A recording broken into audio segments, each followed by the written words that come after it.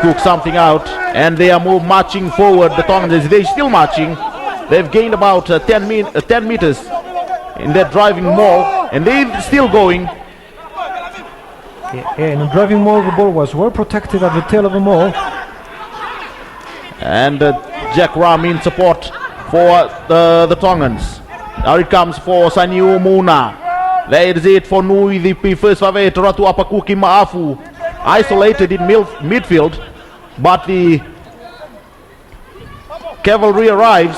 Oh, Topurese Ania knocked it backwards, but it's been picked up by Loko Tui and going forward. Another try to the Tongans. Frank Navea scores a try for Tonga. That's their 5th try in this match.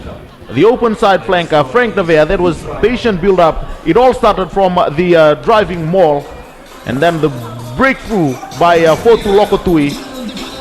Yeah, the tackling was just way too weak there. Okay, 2 missed tackles that helped Tonga finish move there. And so Tonga managed to go back into the game. That this is what they needed, Tonga, right? To assert themselves, okay, and to get back into the game. They needed to score right away after the Japanese have scored, and they've done that. Tonga, they've done the job, right? And they gotta be. They're gonna come back. They're gonna go to halftime with confidence that they have built during this first half. And the conversion missed by William Mavai. And at halftime, it's Tonga leading Japan by 31 points to 7.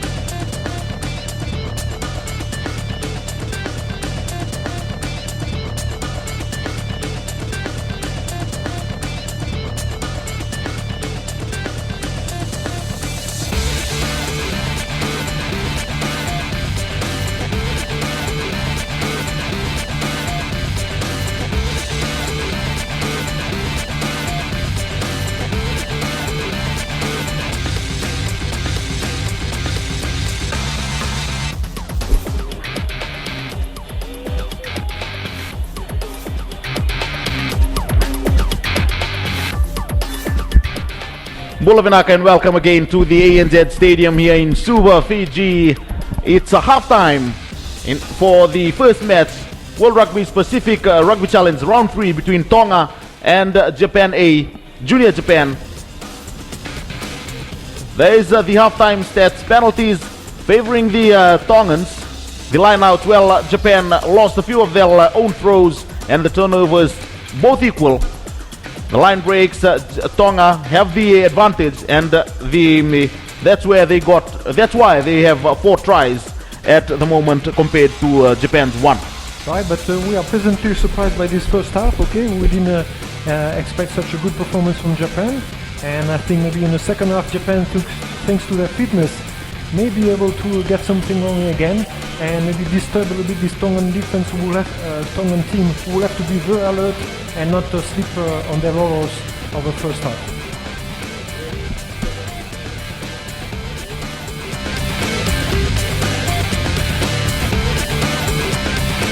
Well, this is what happened in the first half. Highlights of the first half. Unfortunately for the center, Casey Greer, he was injured in the first half and he was replaced just inside the first 4 minutes for Tonga. And this is how Tonga scored their first try. Akimeta Feao out to the winger Siale Talakai. First try to the Tongans. That's first of their 5 tries in the first half.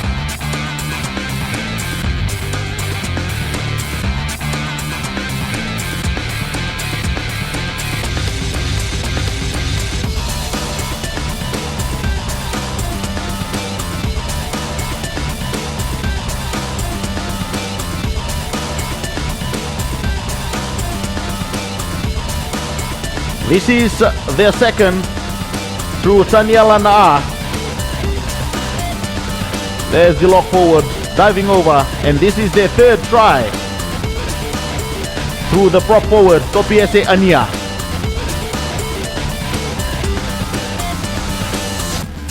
Japan had their moments as well, but this is one of the best tries from the first half. The replacement outside center Samuele Fiafia, 70-meter dash for the try line.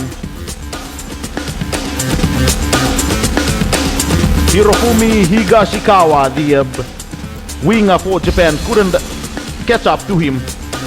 4th try for the Tongans.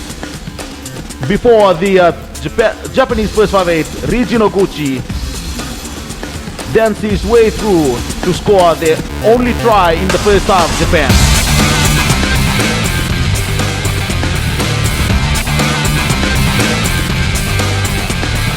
Frank Navea had the final say for Tonga in the first half. There's the open side flanker going over in the corner. The Tongan fans enjoying their 31 points to a 7 lead at halftime, and we'll be back for the second 40 minutes between Tonga A and Junior Japan.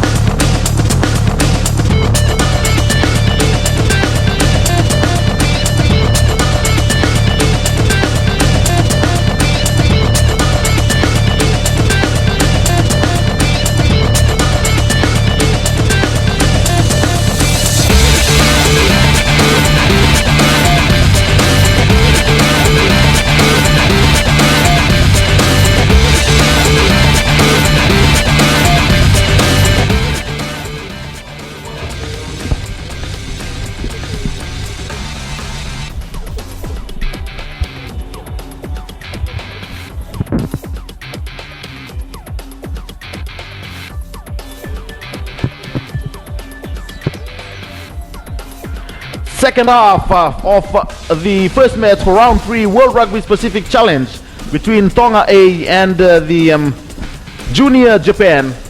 Well, they are certainly a junior side with the university students making up this side, plus 2 high school students. One of them is playing at lock for the Japan side. 18-year-old Tevita Tatafu. And it's Tonga who was leading in the first half by 31 points to 7. They will hope to maintain their form and continue with their fine form in the second 40 minutes. But for Japan, they had some constructive play in the first 40, and also their scrum was solid. They had the better scrum in the first half. And your views for the second half, Frank? Well, the most important will be for Japan not to miss the tackles, okay, because they the number of tackles that they missed, okay, is pretty alarming, and this is what actually stops them from being much more competitive. So the defensive organization is not too bad. Their attacking is really superb. Scrum is fantastic.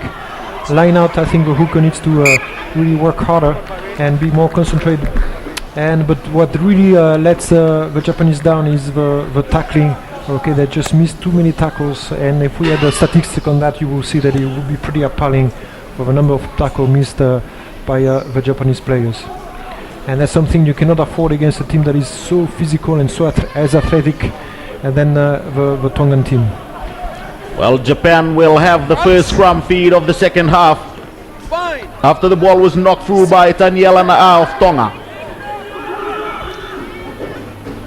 Is Kensuke Murase. Did play well in the first half, Kensuke. Now it comes the impressive Noguchi.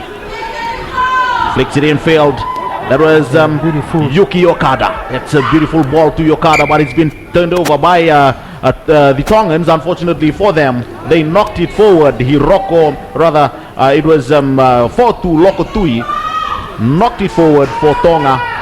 They managed to turn the ball over legally, but it was Fortu Lokotui who lost the ball forward. And again, a great move by Noguchi, who managed to makes a half break.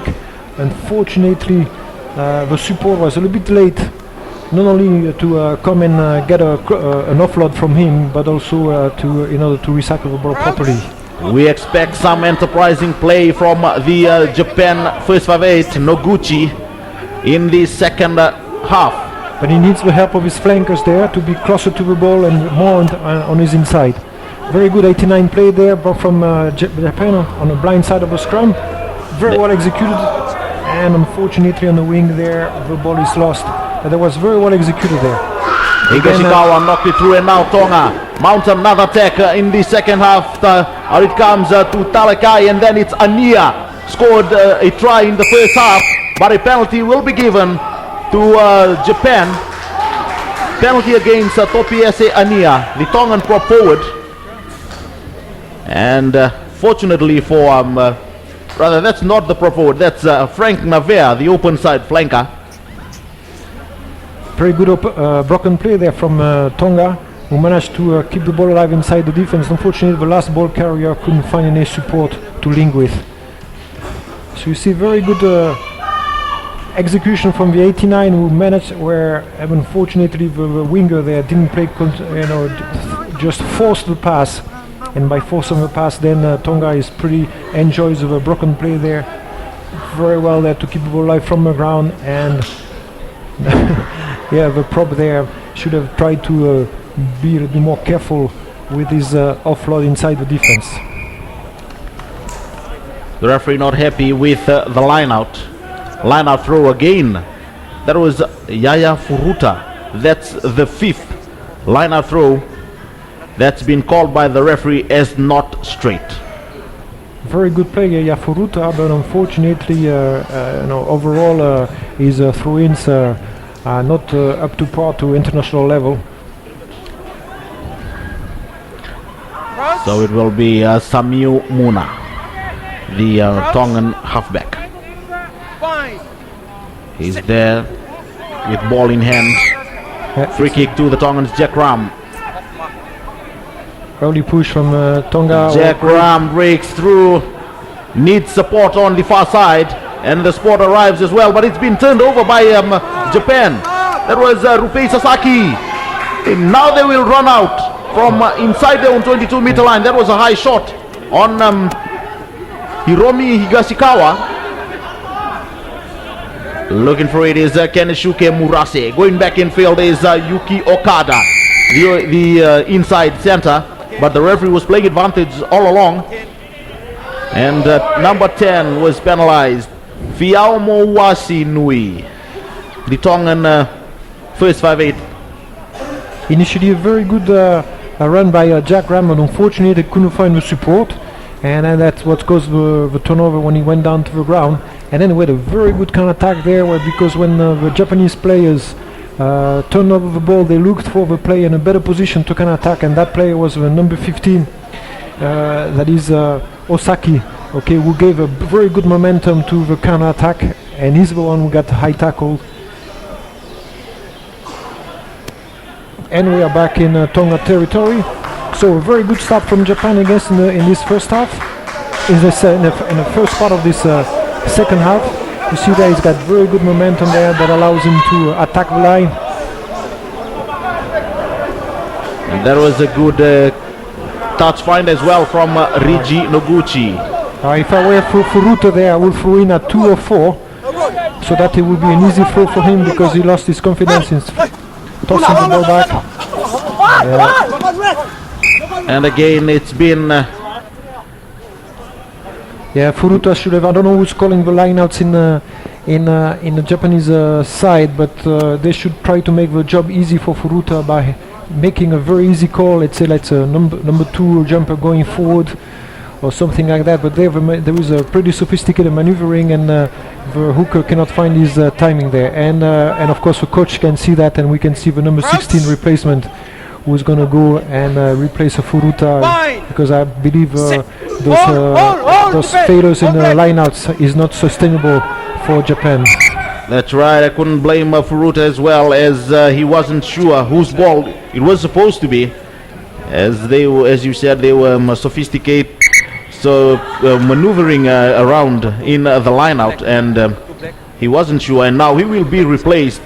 Unfortunately for Yaya Furuta, he will be replaced by number 16 Iwaihara Roshuke, wearing the number 16 jersey. So Furuta is out. So we know what Furuta is going to do tomorrow at training. That's right.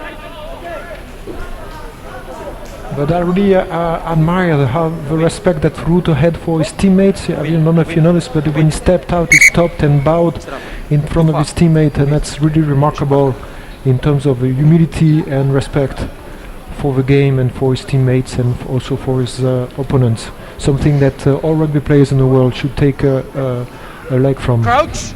Well, that's what this game is all about, rugby. Sit. It's not only about sportsmanship, it's about culture as well. And another great scrum by the Japanese forwards. That's a turnover ball. That's a tight head against scrum. the head, yeah. Yes, that's right. Go Maeda leading by example there. The number 8, also the skipper for Japan. Kensuke goes looking for it. And standing off is Rupei Sasaki. In support is Kato. Out it comes for Uguchi. Oh, knocked through by the outside center. Kaisei Kazahara will be disappointed with himself. Right, but this time the Tongan inside defense was present, where, you know, when let's say on a try that they considered earlier, late in a first half, the inside defense of Tonga didn't support the inside gap, but there they were well organized, and even though Japan played an inside cut, right, the Tongan four defenders were well positioned to stop that inside cut.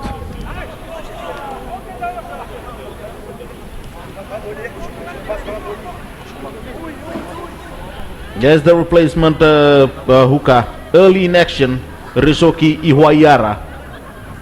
You see the inside defender there was well positioned there in order to stop the cut back. He was waiting. He was waiting. Tanialana, the lock forward for Tonga. Another great scrummaging by Japan. Well, hats off to these Japan forwards. Live it five, black, live it.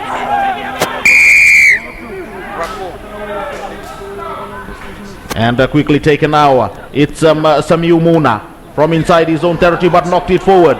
And Japan The young 18-year-old Tevita Tatafu goes over the advantage line. Out it comes for Japan again, Nozuki. And now running out wide is the open side winger Tosuki Kuwayama, but he's been thrown into touch. Alright, very quick play there from Japan, and if they increase the tempo like this, that could be good news for them, because I can see the Tongan players slowing down in this second half. And by moving the ball really quick and putting a lot of pace on the game, okay, they may be able to disrupt and put pressure the Tongan defense. Samuele Fifeu, the Tongan outside center, drifted quickly and took out Toshiki Kuwayama on the far side. But still the scores remain 31 points to 7. No points in the second half as yet.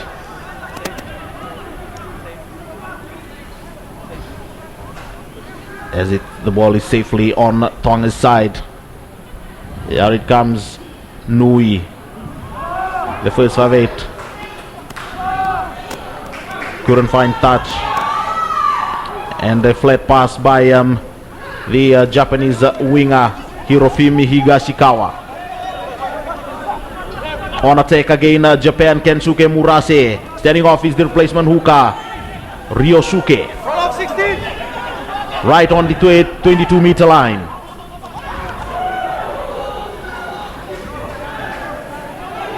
Hiroko Koto will be penalized. Yeah, he was held on the ground, and Yes, this is why. that's right, he was held. He thought he was not held, but the referee said he was held. We'll go with the referee.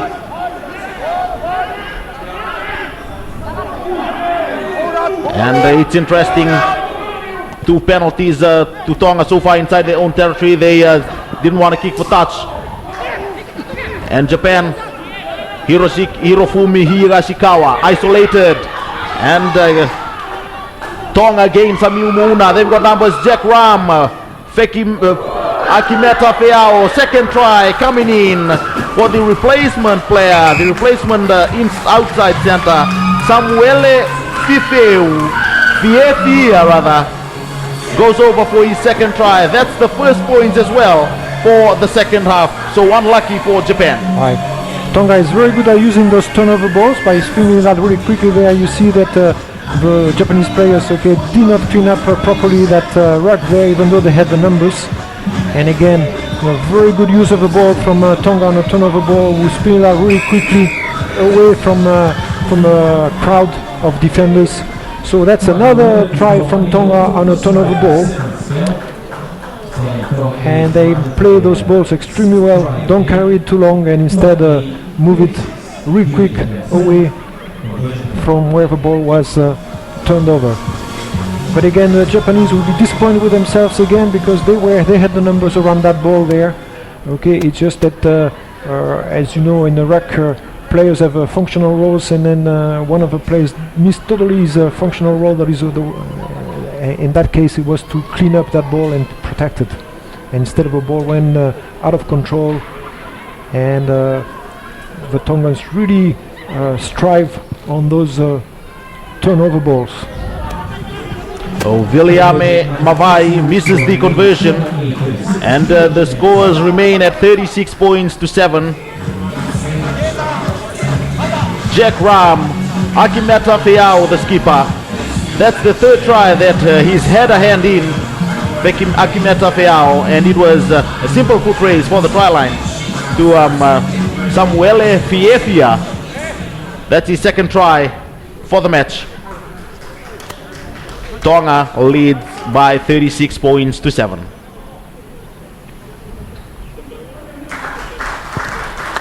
Noguchi from halfway again for Japan. And Japan will have a penalty midway 22-meter line and 10-meter line. Tempers flaring. There's Tainiala, one of the try scorers for Tonga. Put it down. Against the replacement hooker, Ryosuke Iwaihara.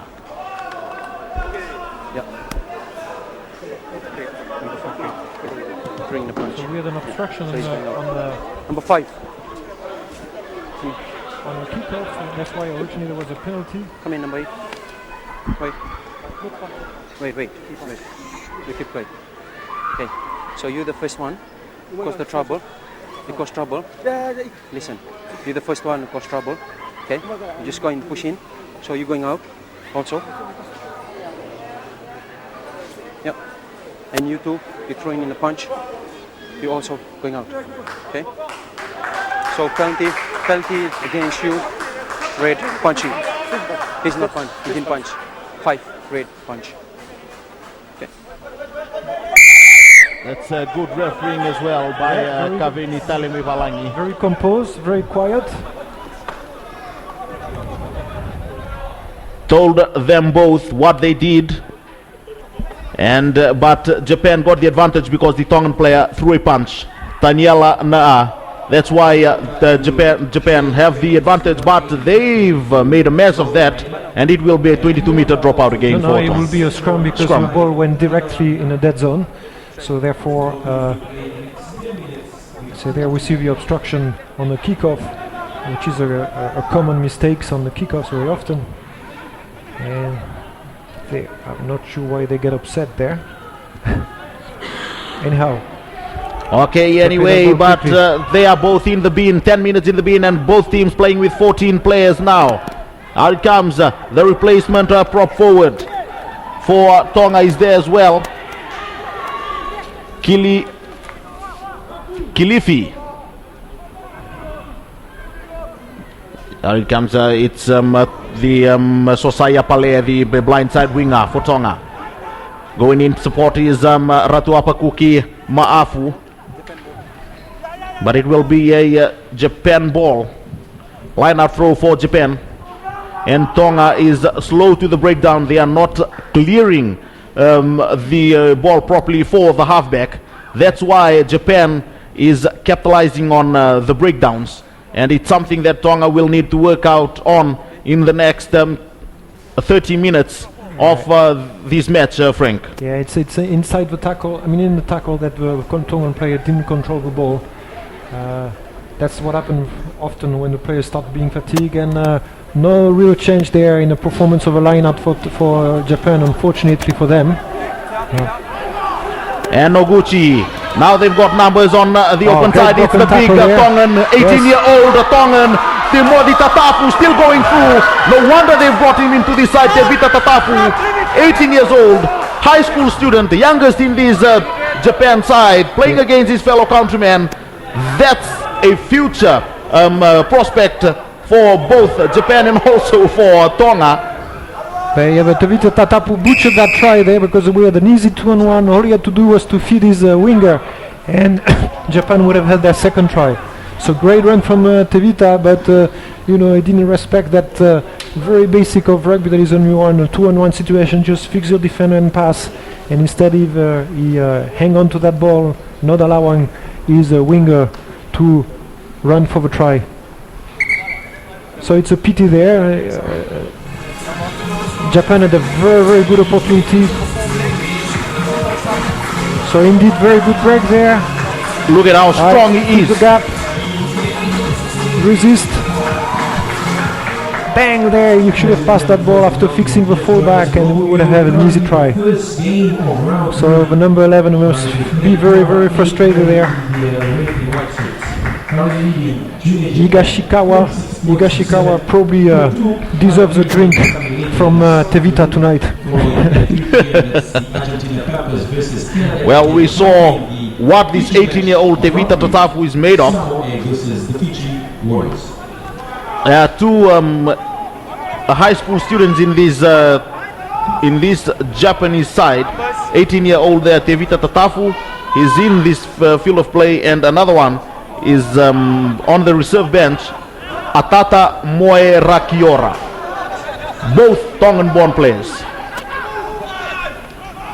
And from inside their own, just 5 meters out from their own try line, Tonga, they will try to run this out. And knocking it through the replacement prop forward, Leata Awa Kilifi.